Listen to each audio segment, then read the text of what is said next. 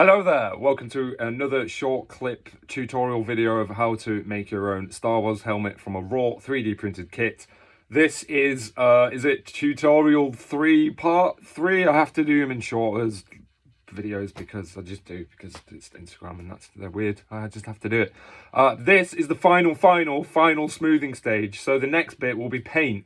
So this video is very important, don't miss it, because a lot of helmet builders say sand to 240, right, and then just paint it and happy days. But mate, no, keep going, because my best friend's dad is a panel beater, and when I first started all this, I went to him and asked advice, like, what's the best paint, what's the best sanding, and he said, mate, sand to 600 minimum every single time. You want to sand to 600 to get it smooth, super smooth, ready for paint. So this is that video now. I hope you enjoy it. Give me a like and a follow and a share and a stuff. Bye. Look, gone. All those little white spots, gone. Oh my God. Now, you want to go in all the little corners and all the little detaily bits by hand with some 240. Let's go.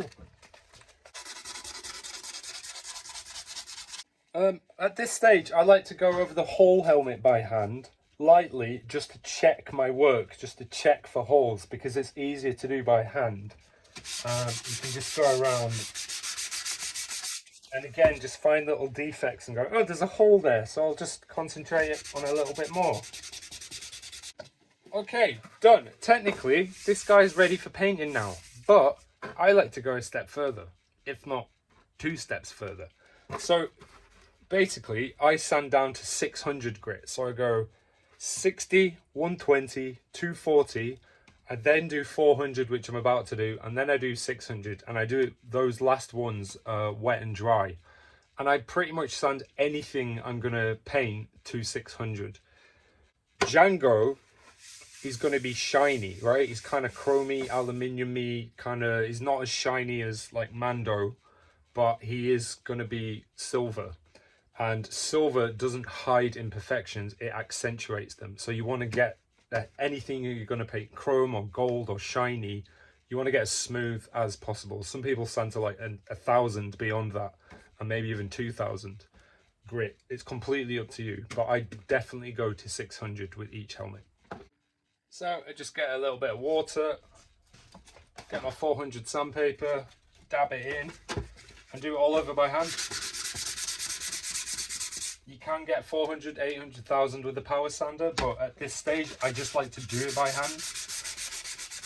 It gives me more of a feel of how smooth it is, and if there's any areas that I might need to work on before I paint it. I like to just get as good as possible, you know? Don't go chasing perfection. No, but do. But don't. But do. But don't. Do. The sanding is much easier going at this stage, especially if you use a bit of water, wet and dry method. Think of this less as sanding and more of like polishing, but you do come across a couple of areas I've seen, like, look, that looks like a big hole, but it's fine, there's nothing there. But I did come across some holes here which do need a bit more sanding because I can feel them. This is not going to do much on that, so I'm going to drop back down to 240, maybe even 120, just to get rid of those holes, and then do it 240, 400 again, so it's all even everywhere, if that makes sense. So what I do is I just dab along as I go and sand it wet, and then once I've done the whole helmet, I just flip it around to the area that's still kind of dry and just go over it. Wet and dry. You will really start to feel the benefits now of how smooth this is, and all that hard work is like going to work. But as I said, I go another step and I go 600 at least on this helmet. So this is a very fine sandpaper, and again, little dab of wet. Just do the whole helmet. And as I said, at this stage with the water, because you've already got it pretty damn smooth, it takes like 5 seconds. It doesn't take, 20 minutes a time. It's like 5 minutes. Right, so that is actual sanding all done. Now I am going to go on with the next stage, which is painting. I'm going to do an entirely separate video on the painting, but the reason I'm going to do it is because we're going to primer it, and technically it's still the filling stage because we're going to check our work. I'm pretty confident. I think I've got most of the holes and the imperfections and stuff, but with the primer you can tell, because right now it's impossible to tell because it's all different colours and blah blah blah. But if we just spray it all grey, we'll be able to see those imperfections better. So I'm just going to use normal grey primer. You don't have to use high build primer or spray putty or any of that. You can do if you want, it's not going to hurt, but bear in mind you're going to have to sand it again if you do that. The UV resin is so good at filling and being sanded that you don't need any like skin layer, as they call it. So I'm just going to use a normal grey primer. But first of all, we're just going to clean all the dust off. If you've got an air compressor and a blower, you can use that. I do, but I can't be bothered turning it on because it's really noisy and it takes ages to boot up.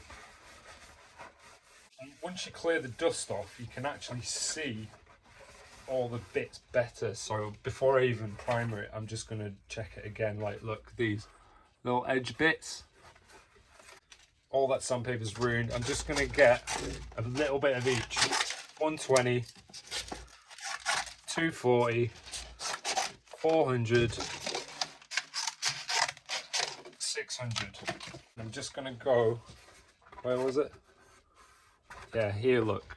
It's just, whoops, not very smooth. So I'm just going to go over it with each of the layers of sandpaper just to refine it. 240.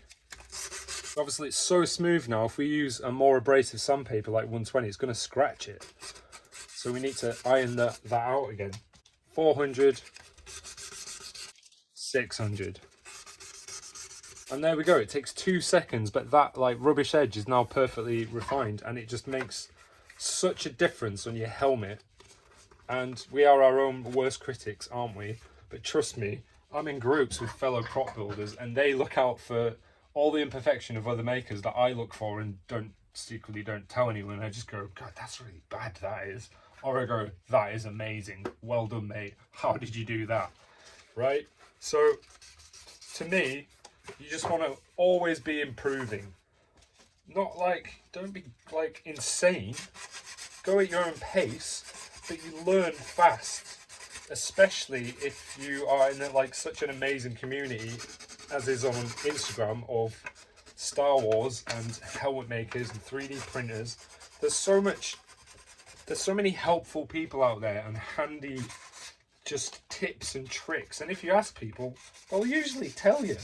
There are some people that like will keep their prop building secrets and take them to the grave, but they're arseholes. So just ignore them. You know what I mean? What's the point? I will tell anyone what they want to know.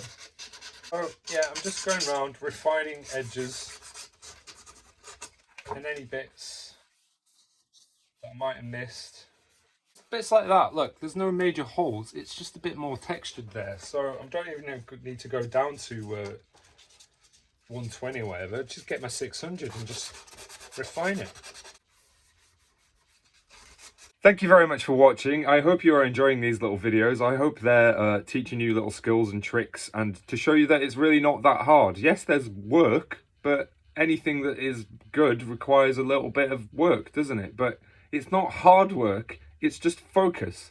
And I truly hope it inspires you to make your own helmet and not be scared of it and get creative and get sanding and painting and building and just do stuff, because that's the fun. It's the journey.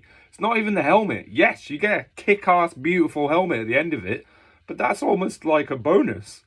The actual pure beautiful enjoyment is the physical creation of that helmet from start to finish. It's amazing. Anyway, if you want your own kit, head to my website, jeddahworkshop.co.uk. The link is in the description below. I only sell them exclusively through my website because I fucking hate Etsy! Didn't mean to say that. Yeah, I did. Totally did. So buy direct from the artist where you can, because nobody supports us. We have to support ourselves. So every sale that goes through my website goes directly to me, the artist, and not some fucking middleman. Sorry, I will stop swearing now. All right, thanks very much. I'm Ash from Jedi Workshop. Namaste. This is the way. Peace. Catch you on the next one.